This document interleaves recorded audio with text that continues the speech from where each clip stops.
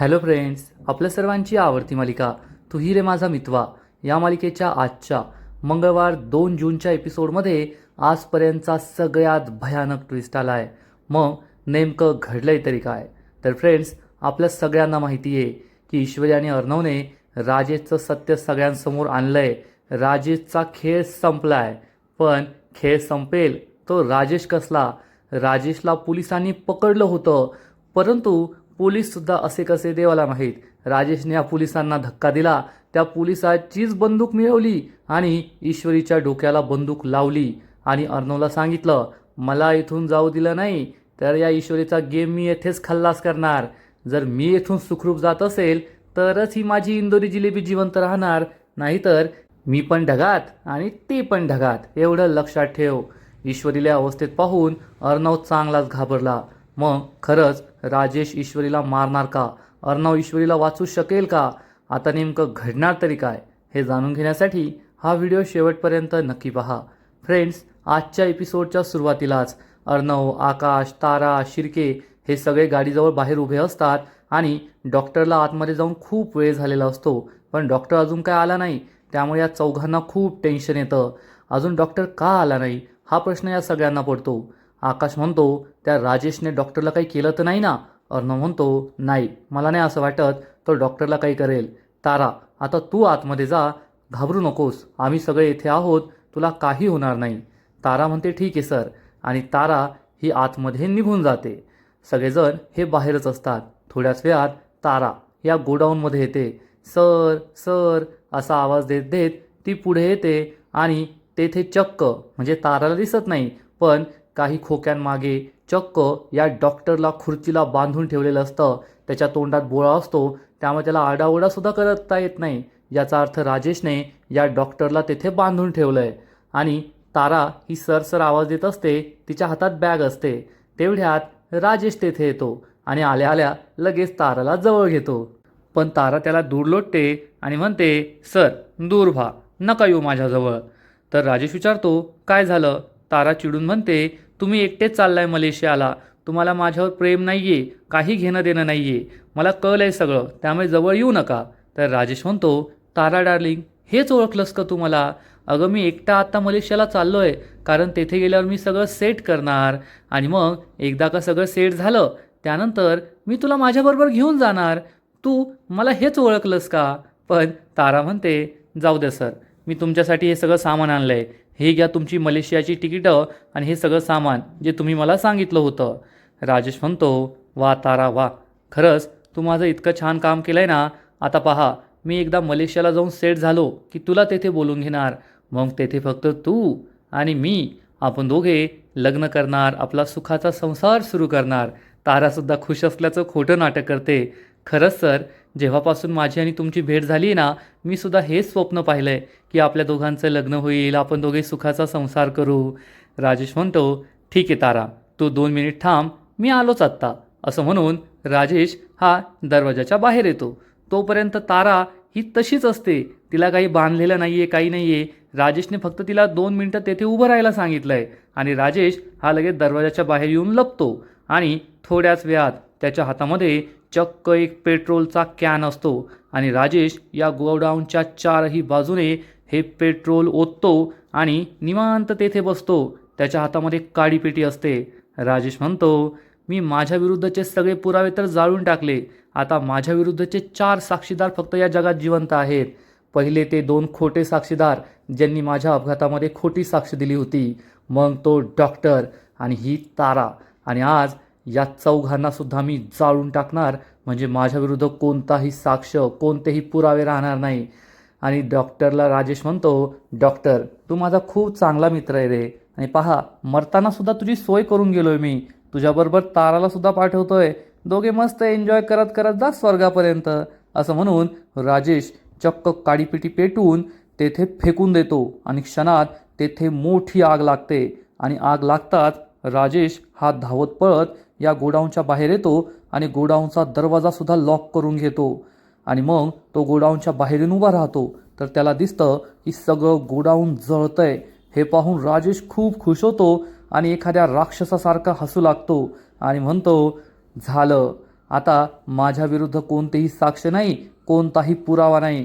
आता या राजेशचं कुणी काही वाकडं करू शकत नाही. आता नवा देश, नवा वेश, नवीन सावज असा विचार करून राजेश खूप खुश होतो आणि म्हणतो आता पुढचं प्लॅनिंग. राजेश तेथून निघून जातो. इकडे आपले अर्णव, आकाश, शिर्के हे सगळे अजून गाडीजवळ वाटच पाहत बसलेले असतात. अर्णव फक्त म्हणतो तुला काही होणार नाही, तुला काही होणार नाही, आणि तो लांबच उभा आहे. आतमध्ये बिचारी ती तारा आणि डॉक्टरचा जीव धोक्यात आहे. या सगळ्यांना खूप टेन्शन येतं. अर्णव म्हणतो शिर्के खूप वेळ झालाय, अजून तारासुद्धा परत आली नाहीये. मला असं वाटतं त्यांचा जीव धोक्यात आहे. तुम्ही येथेच थांबा, मी आणि आकाश आतमध्ये जातो. काही असलं तर कॉल करेल, तुम्ही अलर्ट राहा, लगेच या. शिर्के हो म्हणतो. आकाश आणि अर्णव आतमध्ये येतात आणि गेटमधून आत येताच त्यांना दिसतं की या गोडाऊनला आग लागली आहे. हे दोघे खूप घाबरतात आणि धावत पळत आतमध्ये येतात. तर ताराला सुद्धा खुर्चीला बांधलेलं असतं. आता त्या राजेशने ताराला कधी बांधलं ते देव जाणे, पण ताराला सुद्धा खुर्चीला बांधलेलं असतं आणि ती समोरच असते. अर्णव आणि आकाशे पाहतात आणि ताराला सोडवण्याचा प्रयत्न करतात. तारा खूप घाबरते. अर्णव म्हणतो तारा तू सेफ आहेस, घाबरू नको, आम्ही आलोय. डॉक्टर कुठे? पण ताराला काही माहीत नसतं आणि तेवढ्यात डॉक्टर तोंडात बोळा कोंबलेला असता सुद्धा ऊ ऊ असे आवाज काढतो. त्यामुळे अर्णवला त्याचा आवाज ऐकू येतो. अर्णव आजूबाजूला पाहतो तर त्याला डॉक्टर सापडतो आणि मग अर्णव या डॉक्टरला सुद्धा सोडवण्याचा प्रयत्न करतो. तोपर्यंत आकाशने ताराला सोडवलेलं असतं. आकाश अर्णवच्या मदतीला येतो आणि या डॉक्टरला सुद्धा सोडवतो आणि मग आकाश आणि अर्णव डॉक्टर आणि ताराला घेऊन बाहेर जाणार. इतक्यात जे दोन साक्षीदार राजेशच्या खोट्या ॲक्सिडेंट केसमध्ये होते त्यांना सुद्धा राजेशने येथेच कोंडून ठेवलेलं असतं. त्यातला एक बेशुद्ध झालेला असतो आणि दुसरा जोरजोरात ओरडतो वाचवा वाचवा, कुणी आहे का, ए उठ ना उठ ना, असं तो आपल्या साथीदाराला सुद्धा म्हणत असतो. अर्णव हा आवाज ऐकतो आणि आकाशला म्हणतो तू या दोघांना बाहेर घेऊन जा, मी आत्ता आलो.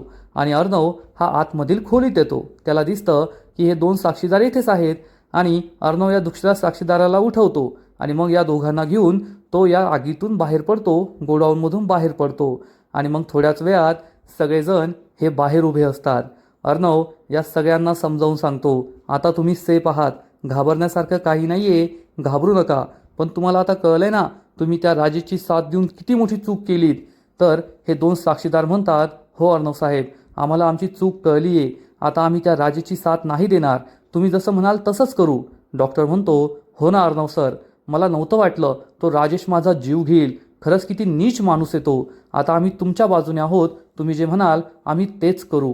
अर्णव त्यांना आपला सगळा प्लॅन सांगतो की आता यानंतर पुढे काय करायचं आहे. हे साक्षीदार, तारा, डॉक्टर सगळे अर्णवची साथ त्या राजेश विरुद्ध द्यायचं ठरवतात. त्यामुळे अर्णवला सुद्धा आनंद होतो. आणि इकडे मामा आणि ईश्वरी ते 2 कार्बन मोनॉक्साईड विषारी वायूचे सिलेंडर घेऊन राजेशच्या रूममध्ये येतात. ईश्वरी म्हणते मामा हे सिलेंडर तुम्ही परत का आणले? तर मामा सांगतो अगं हे सिलेंडर दिसायला तसे आहेत, पण त्यात जो विषारू वायू होता ना तो मी काढून ठेवलाय आणि यात खोटा वायू आहे. त्यामुळे आपण बेशुद्ध होणार नाही, आपल्या जीवाला काही धोका नाही आहे. पण त्या राजेशला असं वाटेल की हा विषारी वायूच आहे आणि त्याचा भांडाफोड आपल्यासमोर होईल. ईश्वरी म्हणते मामा तुम्ही खूप छान केलं.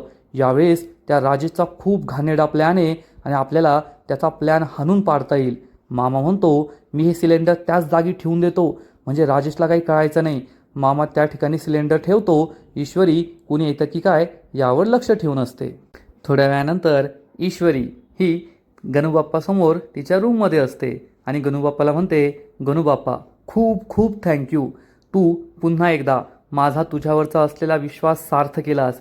त्या राजेश विरुद्ध आम्हाला एवढे सगळे पुरावे मिळालेत, पण आजचा दिवस खूप महत्त्वाचा आहे. आम्ही जे ठरवलं आहे ना ते होऊ दे. त्या राजेशचा खरा चेहरा आम्ही अंजलीताईसमोर आणणार आहोत. यामध्ये आम्हाला यश दे आणि त्या राजेश नावाच्या संकटातून आमची कायमची सुटका होऊ दे. असं म्हणून ईश्वरी ही गणूबाप्पासमोर हात जोडते, प्रार्थना करत असते. आणि तेवढ्यात अर्णव तेथे येतो. ईश्वरी गणूबाप्पाला प्रार्थना करतेय हे पाहून अर्णव म्हणतो आणि हो गणूबाप्पा मी सिंदूरला थोडी सद्बुद्धीसुद्धा दे. ईश्वरी चिडून विचारते सर हे काय बोलताय तुम्ही, मला सद्बुद्धी दे म्हणजे मला काय बुद्धी नाही आहे का? अर्णव म्हणतो सॉरी. ईश्वरी म्हणते अरे देवा, आज तुम्ही एवढ्या लवकर हार कशी मानली, डायरेक्ट मला सॉरी म्हणताय. अर्णव म्हणतो मी तुला नाही सॉरी म्हटलोय, मी गणूबाप्पाला सॉरी म्हटलोय. मी गणूबाप्पाला सांगितलंय की तुला सद्बुद्धी दे, ते बरोबरच आहे. ईश्वरी विचारते सर तुम्ही काय बोलताय, मला बुद्धी नाही आहे, उगाचच मी एवढं काम केलं आहे. त्या राजेशचं सत्य समोर आणण्यात माझा सगळा प्लॅन होता, मी सगळं शोधून काढलं आहे. अर्णव म्हणतो, 1 मिनटं थांब, तुझं तुलाच कळेल. असं म्हणून अर्णव ईश्वरीला थोडं दूर करतो आणि ईश्वरीचा फोटो काढतो. ईश्वरी विचारते, सर माझा फोटो कशाला काढताय? तर अर्णव तिला तिचा फोटो दाखवतो. ईश्वरी हा फोटो पाहते आणि तिच्या लक्षात येतं की ती किचनमध्ये नाही आहे, बेडरूममध्ये आहे, तरीसुद्धा तिने ॲप्रन घातला आहे. आणि ईश्वरी म्हणते, हे भगवान, मी तर विसरलेच. अर्णव म्हणतो, आत्ता कळलं ना, मी तुझ्यासाठी सद्बुद्धी का मागत होतो. ईश्वरी म्हणते, सर एवढं बोलण्याची गरज नाही आहे, मी किचनमध्ये स्वयंपाक बनवत होते, डायरेक्ट इथे आले म्हणून विसरले आणि लगेच एवढं बोलताय. अर्णव म्हणतो, हो ठीक आहे ठीक आहे. ईश्वरी म्हणते, चला तुम्ही सुद्धा गणूबाप्पाला हात जोडा, प्रार्थना करा. अर्णव हा गणूबाप्पासमोर हात जोडतो आणि म्हणतो, गणूबाप्पा खरंच खूप थँक्यू. आज आमच्यासाठी खूप महत्त्वाचा दिवस आहे. ताईसमोर आम्ही त्या राजेशचं सत्य आणणार आहोत आणि त्या राजेशमधून आमच्या सगळ्यांची सुटका करून घेणार आहोत. आम्हाला यश दे, आम्ही जसं ठरवलं आहे सगळं आमच्या मनासारखंच होऊ दे. ईश्वरी आणि अर्णव दोघेही गणूबाप्पाला हात जोडतात. ईश्वरी अर्णवला म्हणते, सर मला माहिती आहे तुम्हाला टेन्शन आलं आहे, पण टेन्शन घेऊ नका, सगळं ठीक होईल. अर्णवला खरंच टेन्शन आलेलं असतं, कारण या राजेशचं सत्य अंजलीसमोर आणायचं आहे. अंजलीला ते पटलंसुद्धा पाहिजे आणि त्यानंतर अंजलीची जी अवस्था होईल त्यातून तिला सावरणंसुद्धा खूप महत्त्वाचं आहे, हे या दोघांच्यासुद्धा लक्षात आलेलं असतं. आणि मग थोड्याच वेळात अंजलीच्या वाढदिवसाच्या सेलिब्रेशनला सुरुवात होते.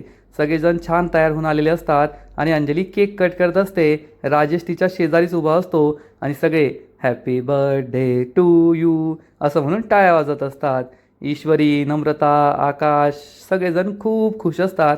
अंजली केक कट करते आणि सगळ्यात आधी राजेशला भरवते, त्यानंतर अर्णवला भरवते, मग ईश्वरीचा नंबर लागतो, मग आजी अंजलीला केक भरवते. सगळेजण एकमेकांना केक भरवतात, खूप खुश असतात. मामा म्हणतो, आता बर्थडे सेलिब्रेशन झालं आहे, चला आता सगळेजण मस्त डान्स करूया. तर अर्णव म्हणतो, मामा आधी तूच सुरुवात कर. मामा म्हणतो, मी तयार आहे, चल वल्लरी आपण दोघे कपल डान्स करूया. तर वल्लरी म्हणते, तुम्ही तुमचं करा, मला नाही करायचं तुमच्याबरोबर. हे ऐकून सगळेजण हसू लागतात. तेवढ्यात राजेश हा अंजलीला म्हणतो, अंजली मॅडम मी आत्ता आलो, तुमचं गिफ्ट घेऊन येतो. आणि राजेश हा गिफ्ट घ्यायला जातो. ईश्वरी आणि अर्णवला समजतं हा गिफ्ट घ्यायला नाही तर कांड करायला चालला आहे. आणि मग सगळेजण अंजलीला म्हणतात, चला अंजलीला आता सोफ्यावर बसूया आणि मस्त तिच्या बड्डेची गिफ्ट्स देऊया. सगळेजण हे हॉलमध्ये येतात. अंजली सोफ्यावर बसते आणि मग एक एक करून घरातील सगळेजण तिला बड्डेचे गिफ्ट देतात. सगळ्यात आधी आजी तिला एक डायमंडचा नेकलेस देते, मग अर्णव त्याचं गिफ्ट देतो, मामा, मामी, आकाश, नम्रता सगळे गिफ्ट देतात. त्यामुळे अंजली खूप खुश होते आणि इमोशनलसुद्धा होते. आकाश म्हणतो, दी आज तुझा बर्थडे, पण डोळ्यात पाणी आणायचं नाही, बिलकुल रडायचं नाही. अंजली हो म्हणते आणि स्माईल करते. मामा म्हणतो, अगं बाई आत्ता तरी चल कपल डान्स करायला. मामी म्हणते, हो तुम्हाला नाही म्हटलं ना. तर अंजली, अर्णव, ईश्वरी सगळे हसू लागतात. आणि आजी म्हणते, अगं काय वल्लरी, एवढ्या प्रेमाने म्हणतोय ना तो, कर ना मग त्याच्याबरोबर डान्स. वल्लरी म्हणते, ठीक आहे. वल्लरी नाराजीने तयार होते. अर्णव म्हणतो, आजी मी सुद्धा तुला प्रेमाने म्हणतोय, चल ना आपण दोघे डान्स करूया. हे ऐकून आजी खूप चिडते, म्हणते, ए जा रे, काय काय बोलतोय हे. ईश्वरी हसू लागते. अर्णव मात्र तिला जबरदस्तीने म्हणतो, चल चल चल तुम्ही दोघींनी, अंजली ताईने सुद्धा डान्स करायचा आहे, दोघी चला डान्स करायला. पण या दोघी काही येत नाही. आणि मग थोड्याच वेळात सगळ्या कपलचा कपल डान्स सुरू असतो. एकीकडे मामा मामी डान्स करतात, ईश्वरी अर्णव डान्स करतात, आपलं नवीन कपल आकाश नम्रता डान्स करतात. मस्त मराठी पार्टी सॉन्ग सुरू असतं आणि हे सगळे डान्स करत असतात, एन्जॉय करत असतात. पण त्यांना माहीत नसतं थोड्याच वेळात त्यांना एक जबर धक्का बसणारे, राजेश काहीतरी जगावेगळं करणारे. घरातील सगळे मस्त एन्जॉय करत असतात, डान्स करत असतात आणि मग अचानक घरात पांढऱ्या रंगाचा धूर येतो आणि या धुरामुळे सगळ्यांना त्रास सुरू होतो. कोणाला खोकला येतो, कोणाला चक्कर येते, डोळ्यात जळजळ सुरू होते. सगळ्यांना कळतच नाही की हा धूर कोठून येतोय आणि हे सगळं काय होतंय. आजी, आकाश, अर्णव, नम्रता, ईश्वरी, आजी, अंजली, मामा, मामी हे सगळे या धुरातून वाचण्याचा प्रयत्न करतात, परंतु हा धूर खिडकीतून बाहेरून येत असतो. आता आपल्या सगळ्यांना माहिती आहे की राजेशनेच हा धूर घरात सोडला आहे. राजेशला असं वाटतंय की हा विषारी कार्बन मोनॉक्साईड आहे, परंतु हा तो धूर नसतो, तर हा मामाने बदललेला नॉर्मल धूर असतो, ज्यामुळे हे सगळे बेशुद्ध पडत नाही. पण कदाचित अर्णव आणि ईश्वरीने सगळ्यांना सांगितलेलं असेल की तुम्ही सगळ्यांनी बेशुद्ध होण्याचं नाटक करायचं आहे आणि मग सगळे या नाटकाप्रमाणेच बेशुद्ध झाल्याचं नाटक करतात. एक एक करून आजी, आकाश, नम्रता, अंजली, ईश्वरी, अर्णव, मामा, मामी हे सगळे जमिनीवर कोसळतात, बेशुद्ध होऊन पडतात. आणि मग घरात एंट्री होते डॉनची. हा डॉन म्हणजे छोटा डॉन, राजेश डॉन. राजेश हा एखाद्या हिरोसारखा घराचा दरवाजा उघडतो आणि बॅकग्राऊंडमध्ये फक्त तिची अशी आकृती दिसत असते. खरंच त्याची एंट्री खूप डेंजरस आहे. राजेश हा पुढे पुढे येतो आणि मग त्याचा चेहरा आपल्याला दिसतो. तर राजेशने चक्क डोळ्यांना मास्क, चेहऱ्याला मास्क, नाकाला मास्क घातलेला असतो. म्हणजे राजेशला या विषारी धुराचा काही त्रास होऊ नये यासाठी त्याने केलंय. नाहीतर राजेश तसाच आला असता तर तो सुद्धा बेशुद्ध पडला असता. त्यामुळे राजेशने ताराला या सगळ्या वस्तू आधीच आणायला सांगितल्या होत्या. सुटकेसमध्ये कदाचित याच सगळ्या वस्तू असतील. राजेशच्या हातामध्ये हे विषारी धुराचं सिलेंडर सुद्धा असतं. पण राजेशला माहिती नाहीये की त्याचा खूप मोठा पोपट झालाय आणि सगळेजण बेशुद्ध झाल्याचं नाटक करत असतात. आणि राजेश पुढे येतो, सिलेंडर खाली ठेवतो आणि सगळ्यांकडे पाहतो. तर अंजली, आजी, ईश्वरी, मामा, मामी, अर्णव, आकाश हे सगळे बेशुद्ध होऊन जमिनीवर कोसळलेले असतात. आणि मग राजेशला वाटतं की आता धूर गेलाय, सगळे बेशुद्ध पडलेत. त्यामुळे राजेश हा चेहऱ्यावरचा, नाकावरचा, डोळ्यावरचा मास्क बाजूला करतो आणि राजेशचा एक भयानक चेहरा आपल्यासमोर येतो. फ्रेंड्स, खरंच राजेश जरी या मालिकेतला व्हिलन असला ना, पण या मालिकेतला तो कदाचित सगळ्यात चांगला अभिनेता आहे. त्याचे एक्सप्रेशन, त्याचे डोळे, त्याचा अभिनय हे सगळं एक नंबर असतं, यात शंका नाही. आणि तो त्या ताकदीने अभिनय करतो, म्हणूनच प्रेक्षकांना त्याचा खूप राग येतो. एवढं मात्र खरं. पण एक अभिनेता म्हणून तो एक नंबर आहे, एवढं मात्र खरं. आणि राजेश या सगळ्या बेशुद्ध झालेल्या सगळ्यांकडे पाहू लागतो आणि मग एक एक करून त्याला सगळ्यांकडे यायचं असतं. आता या माणसाला 50 कोटी मिळालेत, मलेशियाला पळून जायचंय, तरीसुद्धा तो भुरट्या चोऱ्या करायचं काही सोडत नाही. राजेश हा सगळ्यात आधी अंजलीजवळ येतो आणि म्हणतो, ए बावळट बायको, ऐकतीये का?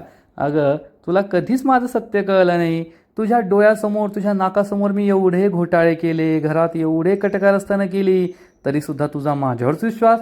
तुझ्यासाठी तर मी देव माणूस आहे. खरंय, तुझ्यासाठी मी देव माणूसच आहे. राजेश हा अंजली म्हणतो, ए बावळट, तुझ्याशी लग्न करण्याचा ना एकच उद्देश होता, ते म्हणजे तू बावळट आहे आणि अशा बावळटशी लग्न करून मला काही धोका नाही आहे हे मला माहीत होतं. म्हणून मी तुझ्याशी लग्न केलं आणि तुझ्या भावाला लुटत राहिलो. आणि आता तर मी इतका मोठा हात मारलाय ना की आयुष्यभर मला काही करण्याची गरजच नाही आहे. आता मी देश सोडून गायब आणि मलेशियाला जाऊन माझी मजा करणार. अंजली ही बेशुद्ध असते. खरं सांगायचं तर अंजली ही बेशुद्ध झाल्याचं नाटक करते. आणि फ्रेंड्स, तुम्ही विचार करू शकता अंजलीच्या मनाची काय घालमेल होत असेल. ज्या बाईला आपला नवरा आजपर्यंत देव माणूस वाटायचा, जेव्हा ती बाई आपल्या कानाने हे सगळं ऐकते, म्हणजे जेव्हा अर्णव आणि ईश्वरीने तिला सांगितलं असेल की तुला बेशुद्ध पडण्याचं नाटक करायचंय, तेव्हासुद्धा अंजलीला असंच वाटत असेल की माझा नवरा निर्दोष सिद्ध होईल, असं काही होणार नाही. पण तोच राजेश आता तिच्यासमोर आपल्या सगळ्या पापांचा कच्चा चिठ्ठा वाचून दाखवतोय. तेव्हा अंजलीच्या मनात काय घालमेल होत असेल, तिला किती दुःख होत असेल ना, हे मात्र विचार केलाच बरा. कारण राजेश कितीही खोटारडा असला तरी अंजलीचं त्याच्यावर खरं प्रेम होतं. अंजलीशी त्याने लग्न केलं तेव्हापासूनच ती त्याच्या प्रेमात होती. अंजली सगळं नाटक करत असते, बेशुद्ध असल्याचं, आणि गुपचूप ऐकून घेत असते. राजेश म्हणतो, आता यानंतर आहे ना माझ्या स्वप्नात सुद्धा येऊ नको. तुझं तोंड पाहायची तर माझी इच्छा नाही आहे, कारण तू आहे ना माझ्या डोक्यात जाते, डोक्यात, बावळट कुठली. असं म्हणून राजेश हा चक्क अंजलीच्या हातातल्या सोन्याच्या बांगड्यासुद्धा काढून घेतो. म्हणजे आता एवढं सगळा घोटाळा केलाय तरीसुद्धा त्याला हे भुलट्या चोऱ्या करायच्याच आहेत. राजेश अंजलीच्या हातातून या सोन्याच्या बांगड्या काढून घेतो आणि मग आकाश आणि नम्रताजवळ येतो आणि म्हणतो, अरे रे, नवीन लग्न झालेलं कपल, सुखाचा संसार करा बरं का, आणि सासू सुनेची भांडणं घरात चालू द्या. म्हणजे कसं, घरातलं वातावरण एकदम भारी, मजा येईल ना घरामध्ये. आता मी नसल्यावर थोडी एंटरटेनमेंट तर पाहिजे. असं म्हणून राजेश या दोघांशी गप्पा मारत बसतो आणि मग या नम्रताच्या हातात असलेल्या सोन्याच्या बांगड्यासुद्धा काढून घेतो. आकाशजवळ येतो. आकाशच्या गळ्यामध्ये एक चेन असते. तो ही चेन पाहतो तर चेन काही खरी सोन्याची नाही आहे हे त्याच्या लक्षात येतं. त्यामुळे राजेश खूप चिडतो. तेवढ्यात राजेशला दिसतो आपला चिंटुकल्या म्हणजेच अर्णव. राजेश हा चक्क अर्णवच्या बाजूला झोपतो आणि म्हणतो, ए चिंटुकल्या, अरे तू मला खूप त्रास दिला, म्हणजे आजपर्यंत मी एवढे कांड केले, पण मला एवढा त्रास कुणीच दिला नसेल जेवढा त्रास तू दिला आहे. नुसते डायलॉग डायलॉग व डायलॉग डायलॉग व डायलॉग, तुझं असं करेल, तुझं तसं करेल, तुझं हे करेल, तुझं ते करेल. पण शेवटी कोण जिंकलं? मीच जिंकलो रे चिंटुकल्या. कसं आहे ना, फक्त थोबाड चांगलं असून होत नाही, या डोक्यातसुद्धा मेंदू असायला पाहिजे, आणि तो माझ्याकडे. हे लक्षात ठेव बरं का चिंटुकल्या. असं म्हणून राजेश हा अर्णवची चांगलीच चेष्टा मस्करी करतो. राजेशला असं वाटतंय की अर्णव गाढ झोप येते, बेशुद्ध पडलाय, त्यामुळे जे काही बोलायचं ते बोलून घ्या. पण राजेशला माहीत नाही आहे की हा चिंटुकल्या फक्त दिसायला छान नाही आहे, तर त्याच्या डोक्यात मेंदू पण आहे, आणि तो मेंदू बुलेट ट्रेनसारखा जोरात धावतो. आणि हा सगळा प्लॅन या दोघांनी मिळूनच तयार केला आहे. राजेश अर्णवला म्हणतो, चिंटुकल्या, तुला तुझ्या बहिणीला माझ्यापासून वाचवायचं होतं ना, नको टेन्शन घेऊ. आजपासून तुझी बहीण मुक्त. आज मी मलेशियाला निघून जाणार. तेथे नवा देश, नवा वेश, नवीन सावज. तुझी बहीण मला आयुष्यभर जरी शोधत राहिला ना, तरी मी भेटणार नाही. आणि मी पळून गेल्यावर तुझ्या बहिणीला सुद्धा माझं सत्य कळणारच, त्यामुळे ती तुला माफ करेल. तुम्ही सगळे गुन्ह्या गोविंदाने एकत्र या घरात राहा, मला काही टेन्शन नाही आहे. अशी राजेशची बडबड सुरूच असते. आणि अर्णव बेशुद्ध झाल्याचं नाटक करून हे सगळं ऐकत असतो, कारण त्यांना सगळं काही जाणून घेतल्यावर या राजेशची जिरवायची असते. आणि आजचा एपिसोड येथेच संपतो. फ्रेंड्स, तू ही रे माझा मितवा या मालिकेचा आजचा एपिसोड खरंच खूप भारी होता. राजेशने भयानक प्लॅन केला होता, तारा, डॉक्टर या सगळ्यांचा जीव घेण्याचा. पण शेवटी या सगळ्यांचा जीव वाचला, आणि अर्णवने या सगळ्यांना वाचवलं, त्यामुळे बरं झालं. नाहीतर राजेश विरुद्ध जे सगळ्यात मोठे साक्ष देणारे लोक होते त्यांचा जीव गेला असता. म्हणून तर राजेशने त्यांना जाळून मारण्याचा विचार केला होता. मग अर्णवने त्या सगळ्यांना तर वाचवलं, पण घरी मामाने सुद्धा ते कार्बन मोनॉक्साईडचे सिलेंडर बदलले. हा एक मास्टर स्ट्रोक होता. नाहीतर एवढं करूनसुद्धा राजेश पळून गेला असता आणि कधी हाती लागलाच नसता. फ्रेंड्स, आजचा एपिसोड खरंच खूप भारी होता. राजेशने सगळ्यांना बेशुद्ध केल्यानंतर जी काही बडबड केली ती सुद्धा ऐकायला भारी वाटलं. आणि अजून तर खूप बाकी आहे. आजचा या मालिकेचा एपिसोड तर भारी होता, पण पुढील एपिसोड आणखीन भारी असणार आहे.